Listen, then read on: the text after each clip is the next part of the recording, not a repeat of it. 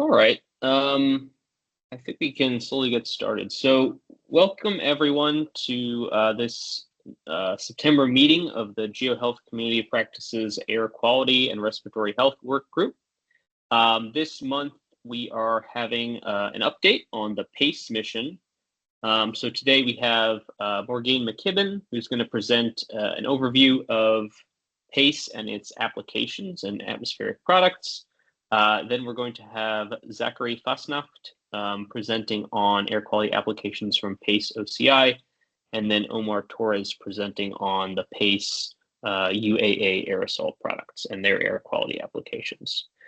So I think I will hand it over to Morgane.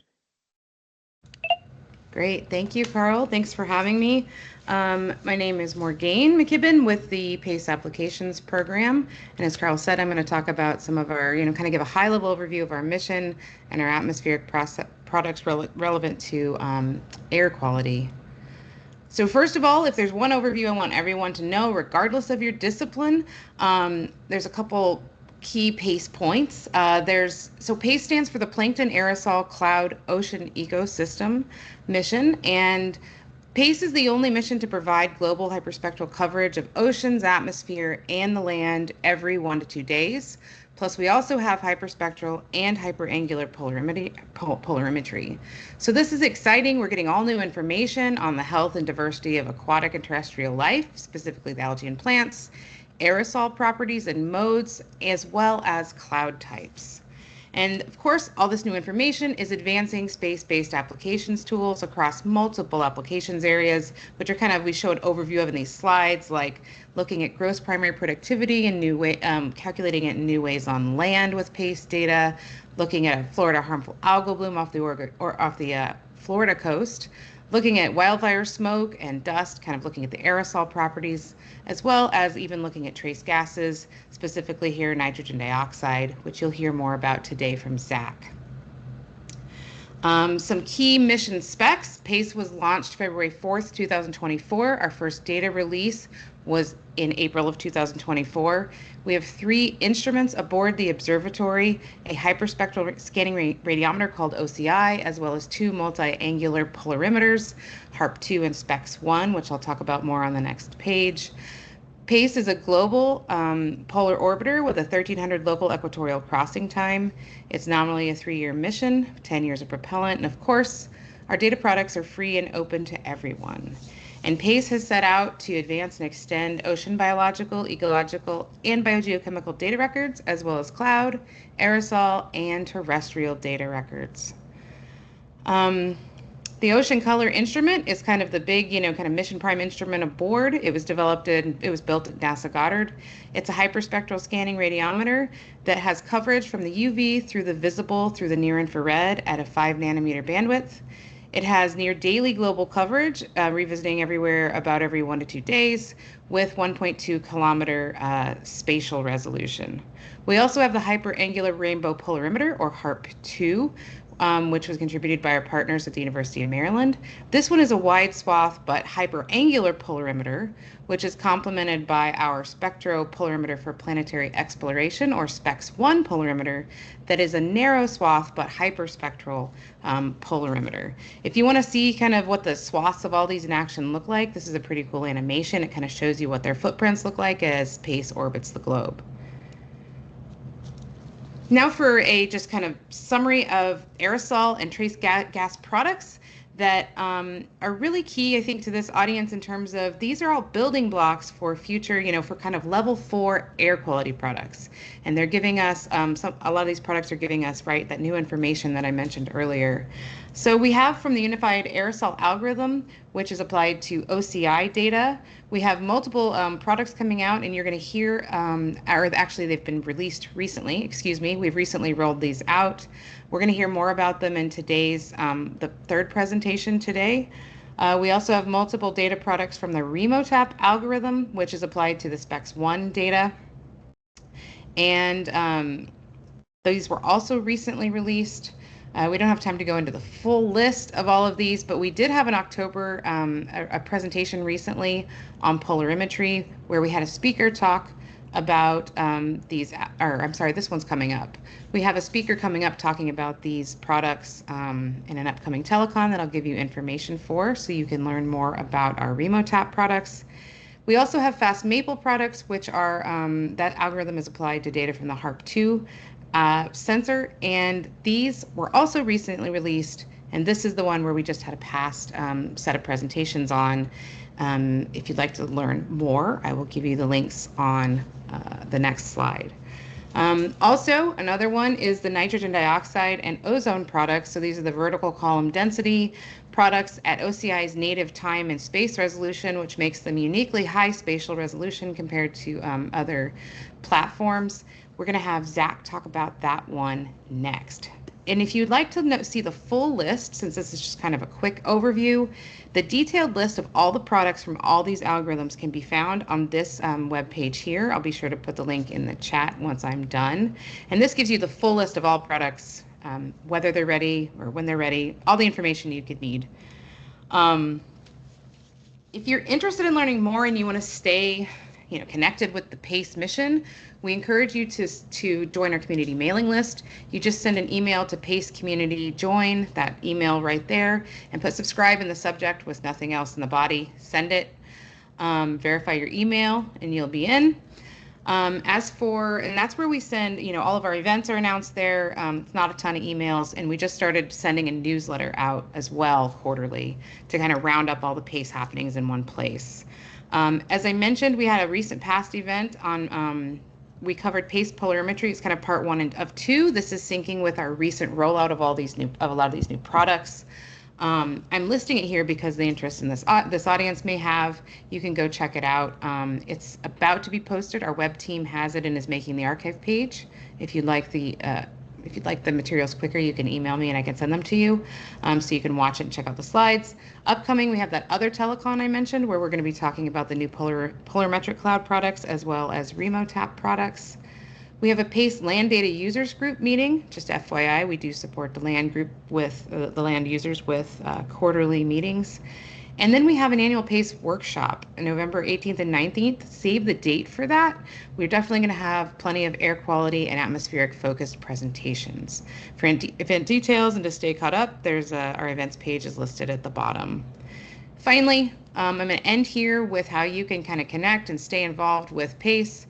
If you're interested in data access and resources, this is the kind of the #1 page to go to. It has lots of critical resources kind of all in one place, like our data product table that I mentioned, also our help hub with resources like Jupyter Notebooks and tutorials to get started with the data. As I mentioned, join our listserv to stay up to date. There's our events page. And we also have an early adopters program. You can partner with PACE applications. Read more and join us. Check out that page there.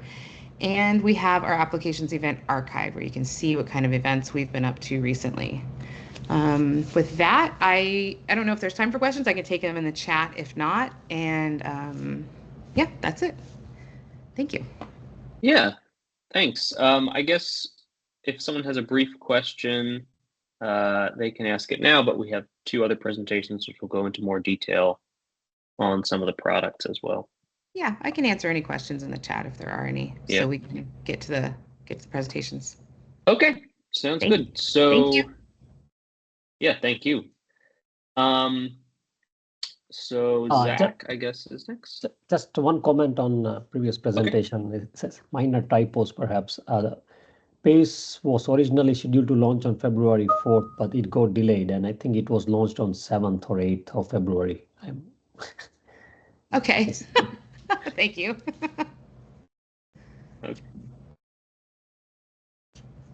Okay, so next, Zach. Okay, I see your screen up now. All right, you able to hear me okay? Yes. All right. Okay, go ahead. Thank you. All right.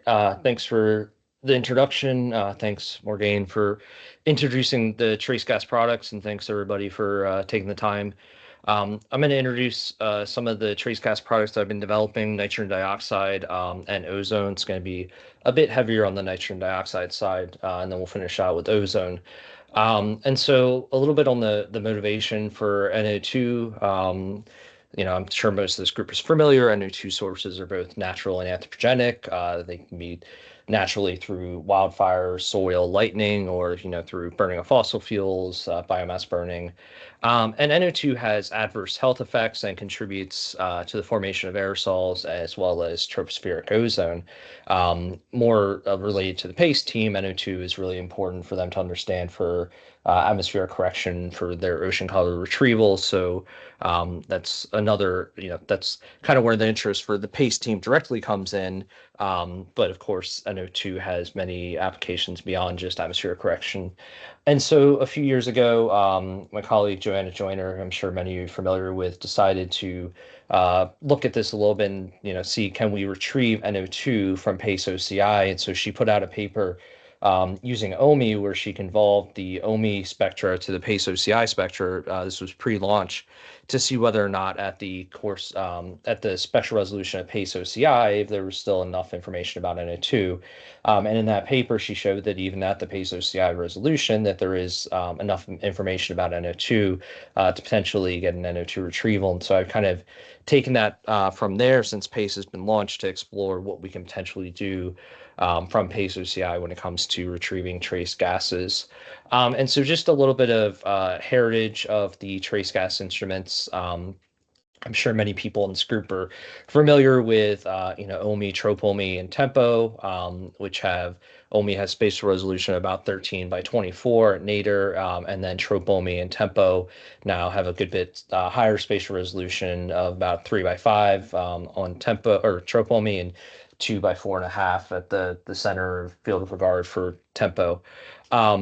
So, we're getting higher spatial resolution from the atmospheric instruments, but we're still not quite to the spatial resolution of the ocean color instruments, which you can see there. PACE OCI is, I believe it's actually 1.2 kilometers squared. So PACE OCI is still about 8 times higher spatial resolution than TEMPO or TROPOMI. The flip side being that the spectral resolution from PACE OCI is, well, it's hyperspectral. It's a bit coarser than the atmospheric instruments that we have that have sub-nanometer resolution, whereas PACE OCI has resolution of about 5 nanometers. And so that's why the question was, can we actually retrieve NO2 at the coarser resolution? Because for NO2, we typically rely on very high frequency features in the visible to do a spectral fit.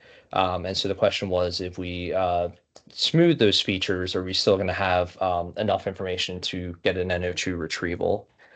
And since it can be time consuming to actually do an NO2 retrieval, use a traditional approach, we applied a machine learning approach to explore whether or not we can get NO2 from PACE OCI. And so the idea is that we basically take the measured reflectances from PACE OCI and decompose them into principal components, and then we can use the coefficients of those principal components as input to a neural network that learns the relationships between those principal components and a retrieved quantity, which in this case is NO2. Now, of course, we need a data set to train to, so we train the PACE OCI model to learn NO2 that's been collocated from TROPOMI. And since TROPOMI is a good bit coarser than PACE OCI, we actually average the PACE OCI reflectances down to the TROPOMI field of regard before training the model, and then apply that coarser model to the high resolution 1 kilometer PACE measurements.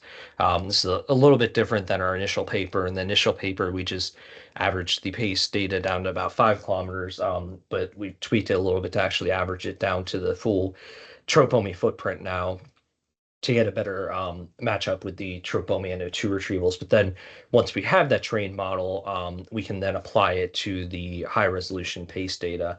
One thing worth noting is that over land, we actually train the model to learn total vertical column density. But over water, this doesn't work quite as well for a few reasons. The water surface is darker, so the signal is weaker. And the other big factor here is that over water, the surface reflectance is much more important. BRDF is much more important because there's a lot more angular impact on the surface reflectance over water. And so over water, we actually have trained 2 separate models, one to learn the slant column density, which is traditionally what you retrieve for a traditional NO2 retrieval. And then we've separately trained a model to learn the air mass factor, which essentially corrects the slant column density to make it a total vertical column density. And so the slant column density is basically just based on the measurements, whereas the air mass factor considers other things like the surface reflectance, the surface pressure, the a priori and a two profile from a model, and a few other things. So we found that over water, it is more important to separate out the slant column and the AMF and calculating that NO2 VCD. And we're still developing this approach right now. So we've done some initial comparisons. We put out a paper a couple of months ago, and in that paper, we did some comparisons with ground-based Pandora NO2. And so here are some of the comparisons. On the left, you see a map. The stars are the locations of all of the Pandoras that we've used, and the bottom, you of course see the comparisons with the Pandoras. And so on the left is a comparison between PACE OCI and the Pandoras at about the native PACE resolution. In the middle, average pace down to about 4.5 kilometers, and then on the right is comparison between Tropomi and Pandora. And you can see that generally the comparison between PACE and Pandora is very similar to Tropomi. It's a little bit lower R value than Tropomi. Of course, you can only do as well as the data that you're training to, so this is not completely unexpected, but of course we would like to still improve this and work on getting this comparison to be a little bit better. But for a first take at it, it's a pretty good comparison with the ground-based measurements here. Here's an example from the paper that we published about a month or two ago. This is 3 days in the LA metro area, April 28th through the April 30th of 2024. In the top row, you can see the PACE OCI NO2 retrievals. In the middle, you can see Tropomi NO2 retrievals. In the bottom, you can see NO2 retrievals from Tempo. And what we can see here is that the OCI retrievals compare really well with Tropomi and Tempo. It is known that Tempo is biased a little bit higher than Tropomi, so evaluation is still being done there. But generally, the OCI retrievals compare pretty well with the traditional NO2 instruments. And what you can see here is that we capture a lot better detail because we have the higher spatial resolution. So, particularly if you look at April 29th here, and you look to the north of LA, you can kind of see that we're able to see some of these separate highways and potentially the traffic from these individual highways on the north side of LA. You can kind of pick out some of these individual neighborhoods on the south side of LA, pick out some of the more populous regions in downtown LA itself. So, we're able to get a lot more better detail, sub-city detail from PACE OCI than we can get out of Tropomi or Tempo. And of course, here we can also see the weekend versus weekday effect that, over the weekend, NO2 is much lower than during the weekday. Seems to be a bump up on Monday and then back down on Tuesday, which maybe is people going in Monday and then working from home Tuesday, not sure, but clearly PACE OCI is giving us a lot of great information. And if we take the retrieval from PACE OCI and just average it down to 3 days, we can get a really nice high resolution retrieval here. So I downscaled this to about 500 meters, about half a kilometer. And on the left is Tropomi, average to about 3 kilometers over 3 days.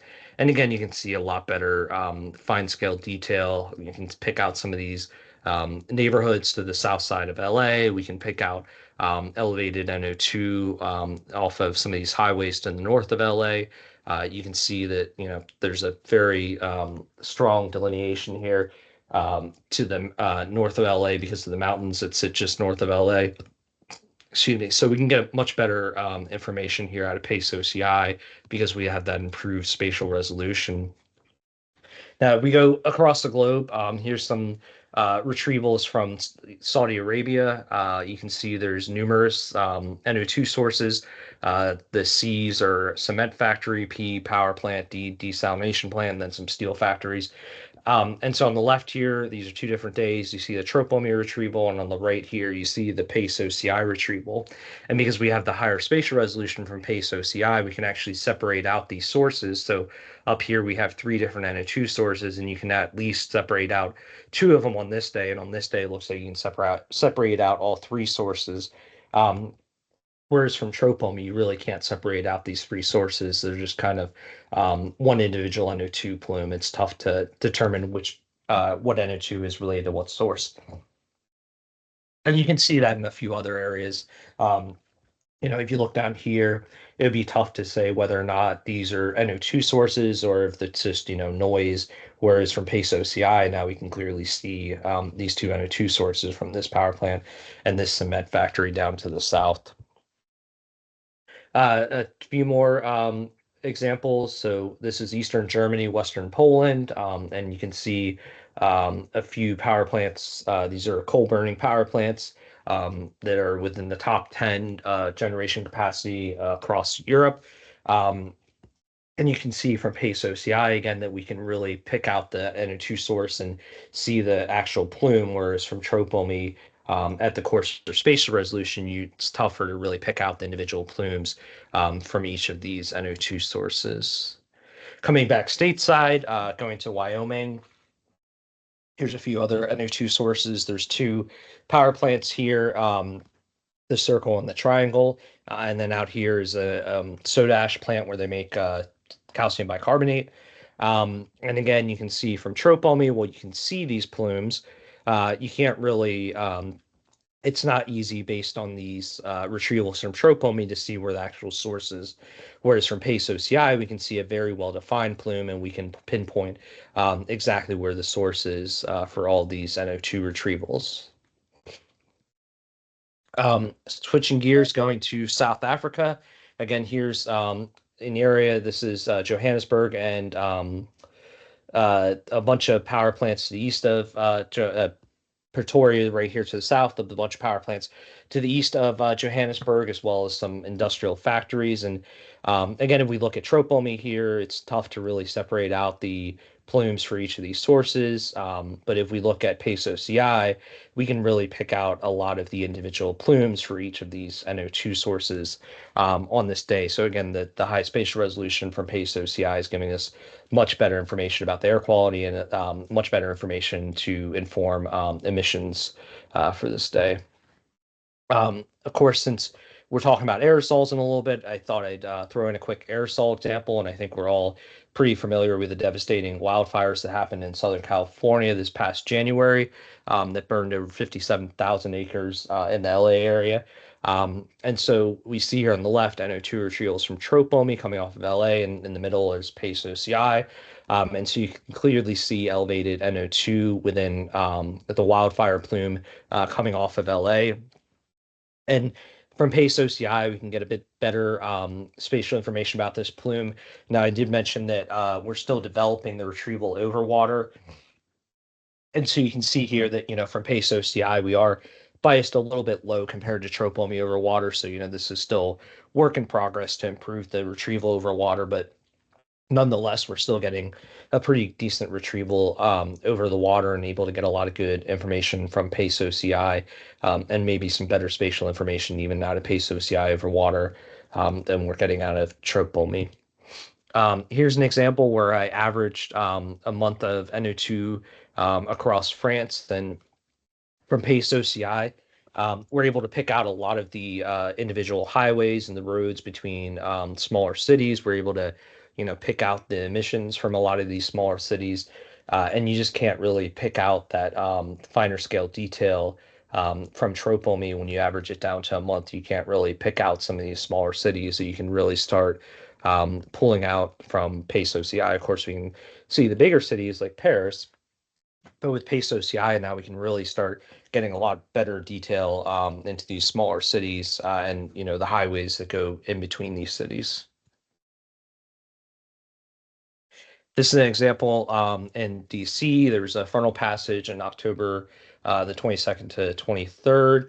And you can see here on the 22nd that the pattern before the frontal passage, we had high pressure, so it was very stagnant. The winds weren't really moving. And as a result, NO2 was able to build up during the day. And so we can really see a lot of NO2 sources across DC, Baltimore. You have Frederick right up here, Hagerstown over here, York, Pennsylvania. You can see a lot of the major highways. You can, of course, see DC. You can see Rockville, Silver Spring, Gaithersburg, Sterling, Dulles. So, you can pick out all these individual sources. You can't really pick them out as well from tropomy. And then if we go to October 23rd, the wind shifted from the southwest as we became prefrontal and dispersed a lot of that O2. But you're still able to pick out a lot of the smaller sources from PACE OCI. You can see Frederick here. You can see Hagerstown up here. You can see York. But you can't really see that from tropomy after the wind shifted and the NO2 decreased here on the 23rd. So as I mentioned, we're looking at both NO2 and ozone. So I'm going to talk here a little bit about ozone, and there's two spectral regions with ozone absorption, the Huggins band and the Chapuis bands. Most NO2 or most ozone retrievals are based on the Huggins bands because most ozone instruments have UV. They don't take measurements into the visible. So, your OMS, tropomy, OMI, SUV, they all use the Huggins bands. PACE OCI is a little bit different in that PACE OCI covers both the Huggins and the Chapuis bands. The Chapuis bands actually can be important for tropospheric ozone. They have more sensitivity to the surface, but it's more challenging to get a Chapuis retrieval because it is more sensitive to the surface, so you have to better account for the surface. So I know the Tempo instrument is working on a tropospheric or boundary layer ozone using Chapuis, but that's still a new area of research. So for this, I really focused on the Huggins bands, even though the Chapuis is available. In the future, I hope to further explore the Chapuis to see if I can get some tropospheric information from PACE OCI, but for right now, I'm just focusing on total column ozone, trying to basically replicate what we have from the heritage air quality instruments for PACE OCI. And so the approach here is pretty similar to what I showed before. We're basically training a machine learning model with the coefficients of the principal components, but this time we're training it to learn the total column ozone. So here's some initial comparisons with ground-based monitors. These are comparisons with Dobson Brewers as well as Pandora's. And the Pandora's on the bottom, sorry, this should say Pandora versus PACE OCI, not tropomy versus PACE OCI. But you can see the Pandora comparisons on the bottom and the Dobson Brewer comparisons on the top. And so when we do a comparison with the ground-based measurements, we can see that we get a pretty good retrieval from PACE OCI. We get within about 2 to 4% of the ground-based instruments. It's a little bit worse than what we get out of tropomy, and so we're still working to improve this retrieval because it is a bit noisier than the tropomy ozone retrieval. But nonetheless, this is really exciting because the PACE OCI calibration below 350 was very unexpected. There wasn't as much effort put into the calibration below 350 because it wasn't within the requirements for PACE OCI. So it's really exciting to see that there is actually scientific value in those measurements below 350 from PACE OCI. So here's an example of an ozone retrieval for May 15th of 2024. You can see PACE OCI in the top left, tropomy in the bottom left, and then the right plots show compare differences, absolute difference in the bottom right and percent difference in the top right. And you can see that generally the difference between PACE OCI and tropomy is within about 2 to 4%. There's certainly some areas with higher differences. We see a bit of a higher difference up here in central Canada.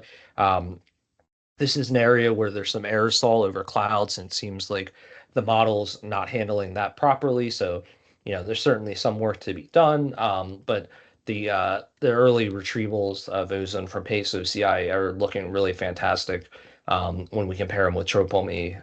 Generally, again, less than 5% difference as a whole. There's some other differences here that might simply be because, the atmospheric patterns are moving. And so we try to match up within 2 hours, but even within 2 hours, there could be some difference in the ozone fields, particularly in frontal regions. So that might be why you see some of these other differences down here to the south. One more example of the PACE OCI ozone. This is the Eastern Atlantic coming off of Western Africa. And again, you can see we have a pretty good retrieval. There seems to be a little bit of increased error coming off of Africa, which might be because there's some dust coming off of Africa that, again, the model's not handling well. And noticing a little bit of increased error as well in the region where, for those who aren't familiar, PACE tilts away from sun glint. So when you go from the southern hemisphere to the northern hemisphere, they actually tilt the instrument away in the opposite direction so that it doesn't look at sun glint. So that tilt happens in this region, and so this is another thing that we'll have to explore why we have some higher error in this tilt region. But again, overall, the differences here are generally within 2 to 3%. Less in some areas. So, we're getting a really good ozone retrieval here from PACE OCI, which is really exciting that we'll be able to use this and the atmospheric correction for the ocean color retrievals. So just to kind of wrap up here, there's a lot of different applications for the trace gases from PACE OCI. Of course, we can improve emissions estimates and get better spatial resolution emissions estimates out of PACE OCI. As I mentioned, NO2 and ozone are important for the atmospheric correction of ocean color retrieval. So, we could potentially improve the ocean color retrievals from PACE OCI as well. There's potential to improve the chemistry transport modeling by better informing the models with the PACE OCI retrievals. And then there's also the possibility of, potentially downscaling the hourly measurements from tempo in some synergistic approach between tempo and PACE OCI. So we're continuing this work. We're improving the model continuously and actively working with the PACE team to get the trace gases implemented in their processing system. I think we're going to have an initial release of PACE trace gases in the next month. And of course, we're continually doing validation and seeing where we can improve these retrievals. So with that, that's all I have. I don't know if we have time for questions or if it's time to move on to Omar.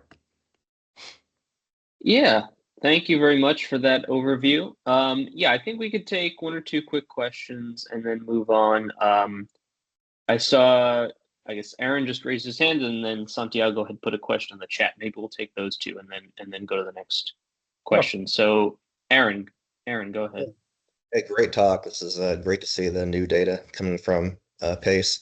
But I was wondering, there's a low bias in tropomi and NO2 over urban areas, and you showed the comparison between your retrievals versus tropomi and tempo. We've seen initial results that tempo is actually performing better than tropomi over these major urban areas. So just keep that in mind when you're comparing, doing that satellite intercomparison. But yeah, great work overall and a good idea on the spatial downscaling of PACE with tempo. Yeah, I've actually trained a model with tempo as well because tempo does compare better with ground-based measurements. But there's a lot higher uncertainty because there's also some issues with the tempo measurements as well, particularly with the surface reflectivity. So it's definitely something that I'm looking at to see if tempo can be used to reduce the bias. But I haven't spent a ton of time right now until we get hopefully tempo v4 will fix some of those issues with the GLER, and so maybe that will be better for trying to reduce that bias. But yeah, I'm definitely looking at how tempo can be used to try to improve the model. Of course, the question with doing that with tempo is, since you're only looking at North America, can that be applied globally? And so that's where it becomes a bit of a challenge in using tempo for this kind of work. But yeah, sure. Certainly trying to end. I'll make another note. Our group at Goddard is actually working on our own tropomi retrieval using our OMI algorithm. I'm hoping that we'll have that out in the next few months, and so hoping that maybe that will reduce some of the biases in tropomi as well. Right now, I'm just using the tropomi retrievals from KNMI. So we'll see if maybe the retrieval from Goddard can help reduce some of those biases with tropomi, and then we can train to that model or to that retrieval. Awesome. Thanks. Mm-hmm. Okay. Yeah, thanks. I saw Kieran. Yeah, just very quick comment, Zeg. Excellent presentation, first of all. You showed some biases between OCI and tropomi of ozone, right? Over North America, and you attributed to the aerosols above cloud, the presence of aerosols above cloud. We do have this UAA product that Omar will talk in next couple of minutes, and we do also include the aerosol optical depth data set over the clouds that you might want to look at to see that whether it correlates to this Yeah. these very high differences you see over west of Hudson Bay in this image. So yeah, just a small advertisement that we do have this Aerosol above cloud product also included in the unified aerosol algorithm product. And also one small comment about this. Again, it's an advertisement of the UA product. We have this 1.2 kilometer UV aerosol index at product at native resolution of OCI, which I think we should correlate with the NO2 maps that you showed retrieved from the OCI, just to see whether we get any correlation between the UV aerosol index and the NO2 at that high resolution. Yeah, that's it. Yeah, we definitely should touch base on that. Sure. Okay. And Okay. yeah, I'll take a look Okay, at your thanks. aerosol above cloud. See if Yeah. I can correlate that with the error here. Yeah. Yeah. Okay. Thank you. Yep. Okay, thanks. I think for the sake of time, we'll move on to Omar's presentation. I see Jill Krasinski has their hand up in the chat, or has their hand up, and then Santiago had also put a comment in the chat. Maybe we can hold those questions to the end and address them then, or put them in the chat, and maybe Zach can answer. But yeah, let's transition to Omar. I see your screen just came up.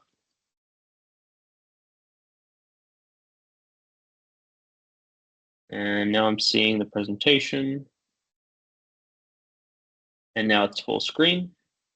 You're still muted. Okay, can you hear me now? Yes, thank you. Go ahead. Okay, great. I am going to give this presentation that was requested from us on the possible use of PACE aerosol products for the air quality applications.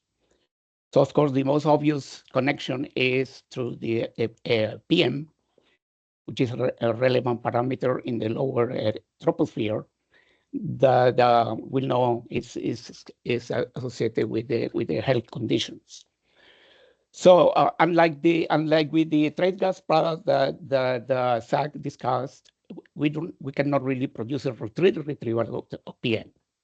However, the AOD products that are derived from satellite can be used in combination with other tools to actually come up with estimates of PM, and that's what the main focus of my presentation is going to be. Okay. I'm gonna advance the screen here. Let me see. For some reason I cannot advance the screen. Sorry.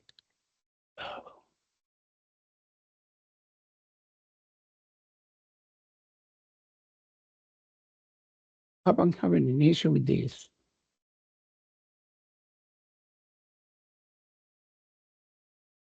Okay. I'll start with a few generalities for those who are not familiar with the aerosols in general. So these are a suspension of tiny particles in the Earth's atmosphere, which can be directly emitted from sources, specific sources, or from actually in the atmosphere from trade gas precursors.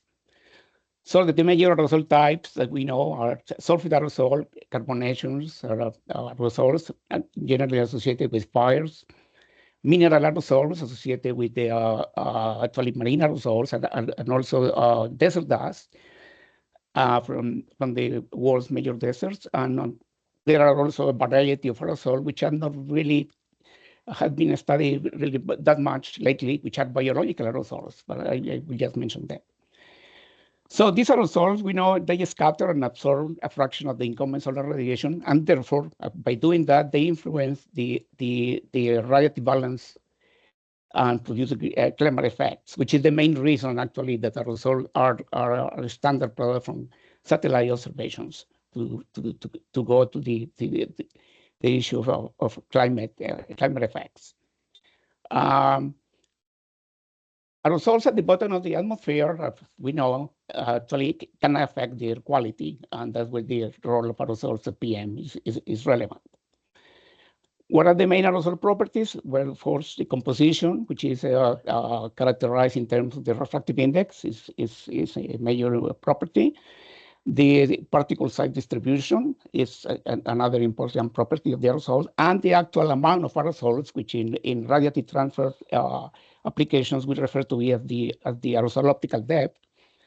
And this is also wavelength dependent. So both the refractive index and the UD are wavelength dependent, and that's an issue that needs to be taken into account in the inversions and in the use of the data when converting it to possibly to PM2.5.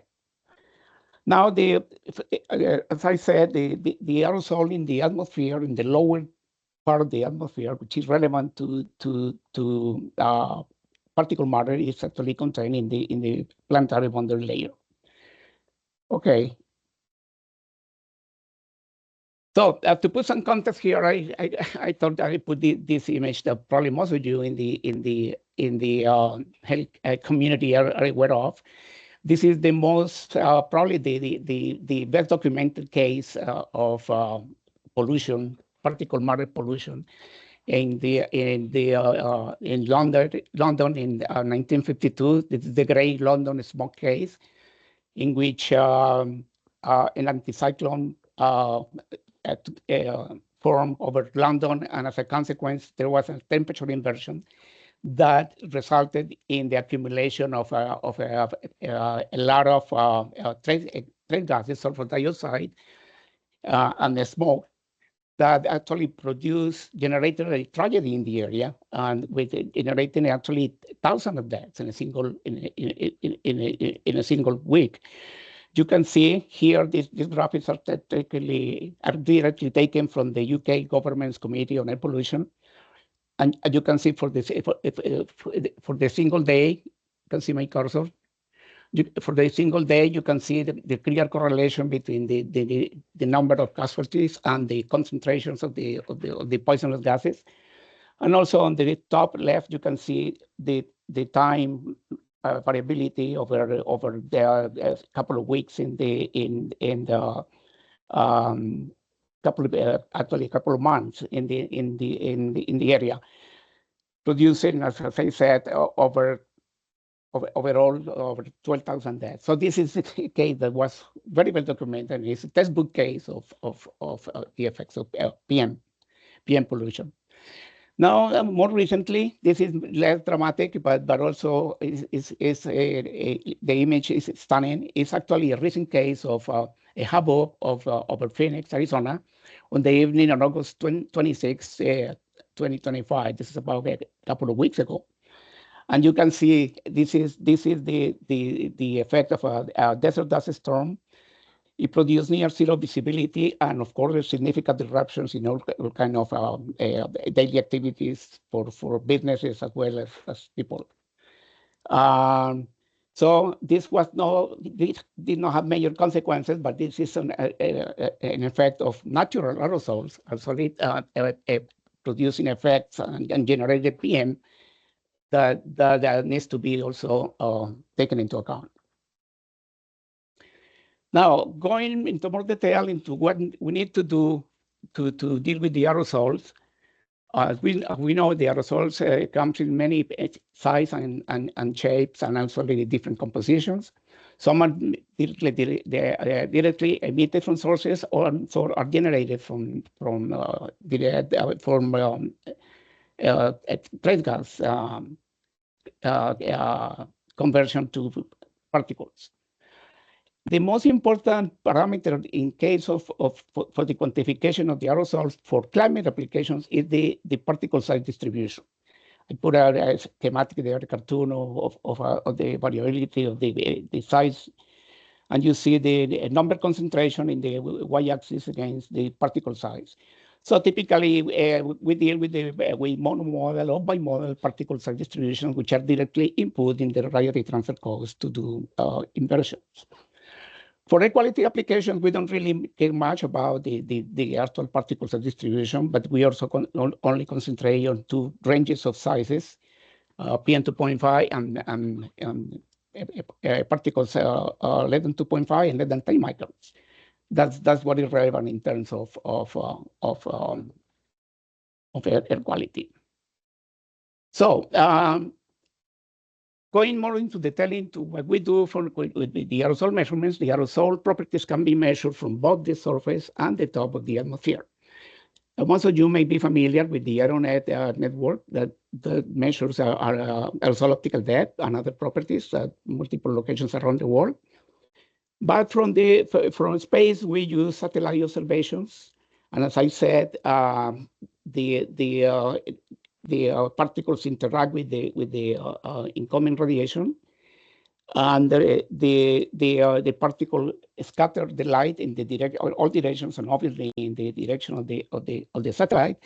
And that dependence on direction is represented mathematically as means of the by means of the scattering phase function that describes the angular distribution of the scattered light. So I have a cartoon there showing how from this information that we have the scattering phase function, we can then calculate something which is called the from the measured side distributions.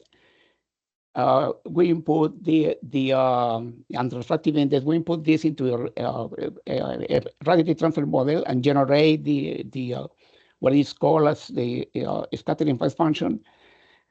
And that process, a combination of measurement and the theory, actually produces the parameter that we are all familiar with, which is the aerosol optical depth, which is just a measure of the total aerosol content of the atmosphere.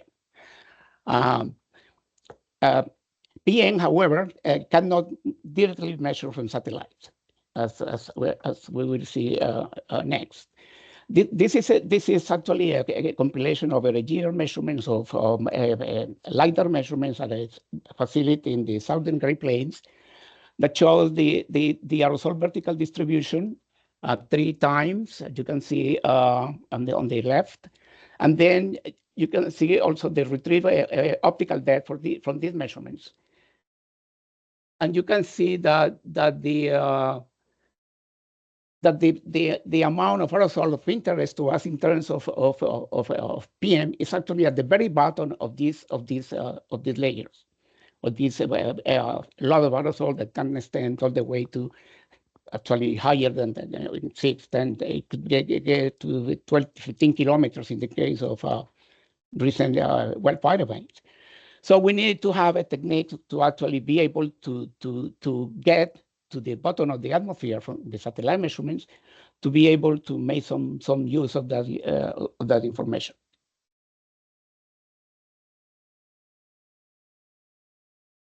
Okay. I again got stuck here. Okay. So the PM measurements, however, are directly measured from the surface. You are familiar with this AirNow network that in the US has a very good coverage. And they carry out the direct measurements of PM 2.5 and 2.10, and I don't really have to say much about this. So that over the US, although over the densely populated areas, the coverage is actually very good. However, not enough, I suppose, for detailed applications over especially urban centers with high density of populations. Anyway, so this is what is being done by EPA in terms of monitoring the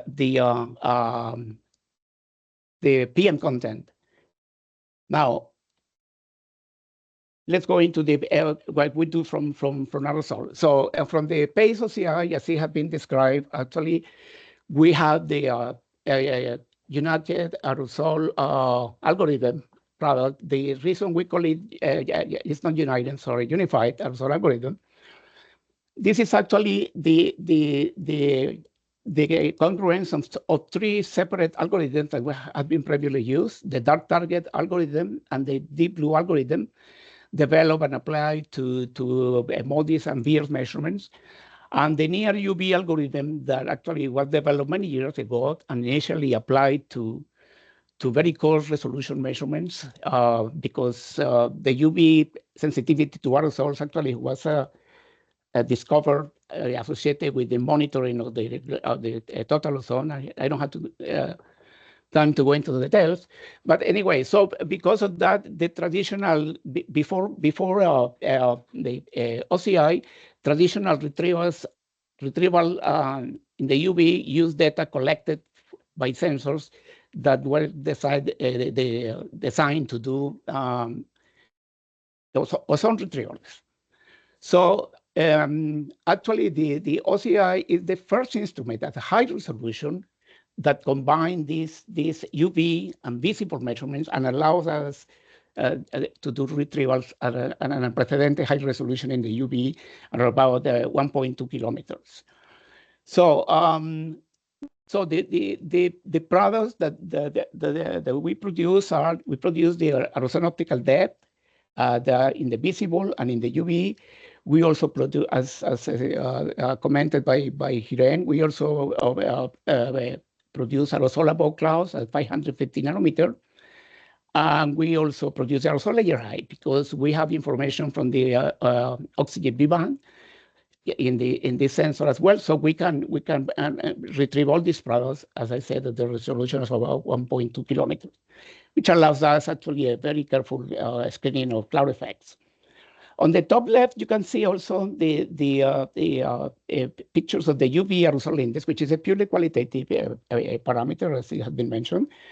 But you can see the plumes during the LA fires in the top left plot. You can also see the spread. Those LA fire plumes, as you know, were generated on the in regions of vicinity LA, but actually they really move up in the upper troposphere. The Canadian wildfires, you can see this is a very, very now very recurrent type of event that every year takes place and produces a huge amount of aerosols, generally very elevated. They are near the source, near the surface in the source area, but they quickly get elevated and get closer to 8 to 10 kilometers. And again, also we can see another depiction of the aerosols in terms of the UBIs over the associated with the African biomass burning. Details of this algorithm are actually coming up very soon. There is a paper in preparation that we hope to be available in the near future. Okay. All right. Just to let you know, we have 5 minutes left in the meeting. Okay. All right. So there have been efforts in the past to convert AUD to PM 2.5. The most basic application is actually doing a correlation between the PM and the AUD to do the conversion. However, that does not necessarily work. It will probably work when the aerosols are almost close to the surface, most of them. So really, it's a good effort, but as you can see, the correlation thing with this kind of analysis is not very good. There is a tutorial there that gives more detail on this kind of application that you can take a look. Actually, a more detailed analysis of this has been done by me and Chin, which is a co-author of this presentation, in which actually doing a multivariate linear regression produces much better results. And this is step-by-step analysis. You see, you just use AUD, only you can get actually very low correlation coefficients. But as you keep adding parameters, and the different parameters are described there, the planetary boundary layer height, the diffraction of aerosols in the lower 3 kilometers, all the other parameters. You see that actually the largest improvement takes place when you add the planetary boundary layer height and the AO diffraction below 3 kilometers. You see that brings the correlation coefficient from 0.3 to 0.78. The other parameters introduce additional improvement, but it's marginal. So this is an interesting application, and this paper will be coming out also very soon. And I encourage you to take a look at this because this is a direct way of actually making use of this data. There is another paper that I want to mention here. Just is an optimal estimation and geographical weighted regression analysis. I have included a reference here that you can actually take a look at this.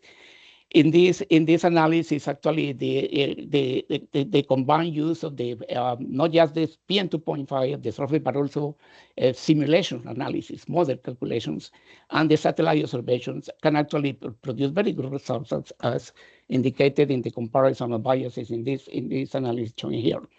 Again, you can also go to the source and look at this paper in more detail. This is my last slide. This has nothing to do with PM, but it's associated with health effects. Back in 2012, this group of researchers in Africa conducted an analysis of the Sahel meningitis outbreaks, and they found a very good correlation between the concentration of dust aerosols and the outbreaks of meningitis. Now, again, the sensor that we have now is a much better resolution than OMI. We're talking about 20 kilometers to about 1 kilometer. So I just want to put out this there for people to look at it and see if indeed additional applications can be carried out using this newly set of products from the OCI sensor. And with that, I guess I close my presentation. I'd be glad to take any questions. Yeah, thank you very much for that presentation. Let's thank all our speakers again. We're coming up to the end of the hour, so I understand if people have to drop off, but I can stick around, and if our speakers rather are able to stick around for another few minutes, sure, maybe we can answer some questions. Yeah. I guess one question that I had, maybe it's a little bit more conceptual, is in addition to OCI, there's other instruments on PACE which have multi-angular capabilities, and I was wondering if there's been any investigation into that, if you're aware of efforts to use that multi-angular information. I know with previous missions, they've had some success at getting a little bit more information about the vertical profile with those multi-angular instruments and using that to kind of refine, as you pointed out in one of the last slides there, the near surface AOD, providing more information on the vertical distribution, which might be more relevant for air quality.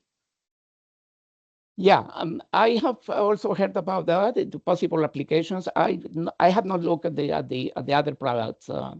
But yes, definitely people should be looking at that and see if there is additional information that could be derived. Yeah, and Andy just put in the chat remote tap algorithm. So that's definitely something to look into. Okay, yeah, thanks for that. What I understand from this polarimeter retrieve was that they derive detailed optical and microphysical properties like size distribution and complex refractive index, but I'm not sure about the vertical distribution. Although they are multi-angular, but yeah, I mean, we haven't looked at the HARP2 and SpaceX1 data yet, but it would be interesting to see. But the polarimeter techniques are known for retrieving the detailed size distribution properties, and the refractive index is like real part and imaginary part, of course, along with the aerosol optical depth. So the best guess that we have right now to know the not the detailed vertical profile, but what we call the aerosol optical centroid height is to get the height either from the near UV bands when constrained with the aerosol optical depth. That's what we need with the unified aerosol algorithm, or go to the oxygen B band and then derive the same quantity but using the different wavelength range in the oxygen A or B band altogether. Okay, yeah, that's good information, and Andy put some more information in the chat as well. Well, so there are also air care. You want to say anything hidden?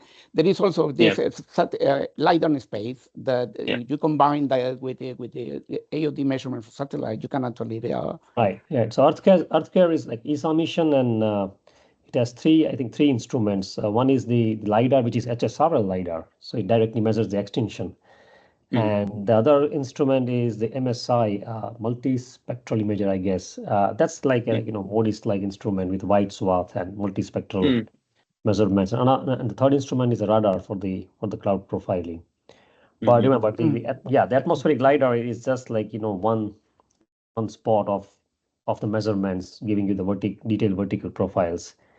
But still useful, maybe to just train the models, AI or ML models to basically correlate the aerosol optical depth and the detailed vertical profiles, and along with other meteorological parameters that can help us to derive some kind of models, machine learning model to use with the OCI AODs, and then aerosol optical depth and aerosol layer height, and then come up with some kind of PM 2.5 estimation at surface.